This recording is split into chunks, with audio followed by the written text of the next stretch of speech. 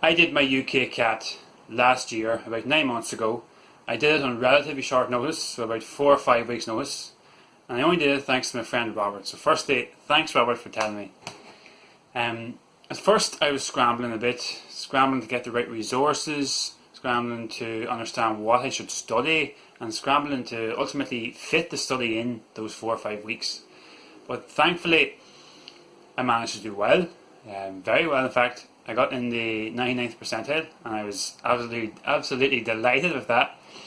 So I decided to make this video to share a few strategies, 3 tips with you that I think will help you in your UKCAT preparation.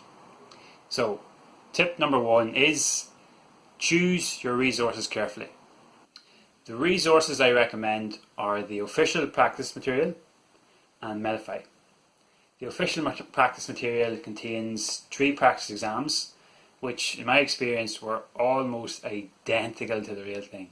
Almost identical. So that was great. And it's free, so really there are no excuses for not getting that. As well as that, you have Medify. And Medify is a subscription based service. It's about 40 to 45 per month. But it's very good for 2 reasons. Number 1, time practice. And number 2, you can monitor your progress.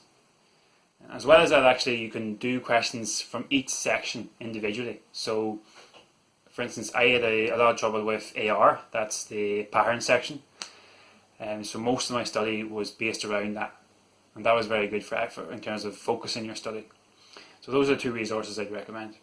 The second tip is timing. Timing. Have a timing strategy. So what I recommend is breaking down each section into batches. So for instance, if one section is 24 minutes, I think the QR section is 24 minutes, divide that into intervals of 8. After each interval, look at the number of questions you've done. So you should have an idea of how much you should have done at the end of each interval. That way you can monitor your progress. Another option is to monitor your progress question by question. I don't really recommend that. I tried that before and I find that your head becomes a little flustered because you're checking the question, checking the time, checking the question, checking the time. Again, it becomes a bit annoying, to be honest. So I'd recommend timing yourself in batches. My final tip is adopt the correct mindset. Now, I know that seems a little fluffy at the outset, but I think it's as important as the other 2 tips. And I'll tell you why I chose this as a tip. So in the first official practice test, I completely bombed in QR. So QR is the math section. Now at that stage I thought the QR would be one of my strengths and it would compensate for the likes of AR. But in that section I spent way too long at one of the earlier questions. I think it was question 6 or whatever. I spent way too long in that question, got completely bogged down and wasted a heap of time. A lot of time, in other words. And for the remainder of the section I was just catching up and ended up guessing most of them and ended up doing very poorly. So after that I said, look, 2 things.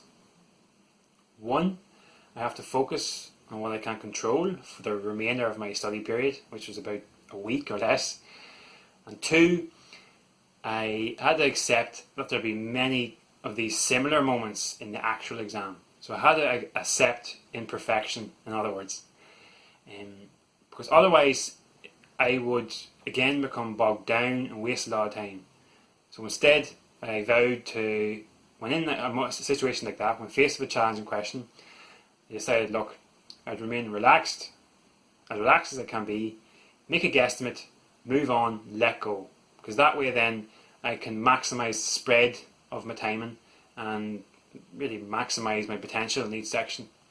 So that proved to be actually really a game changer in the last week or so, and that's why I have it as a tip. So those are my 3 tips. Number 1, choose your resources carefully. Number 2, timing, have a timing strategy, time in batches. And number 3, adopt the correct mindset. So hopefully those are of some use to you. I wish you the best of luck in your exam, and I hope that you enjoy your study well as best as you can. And again, best of luck in your exam.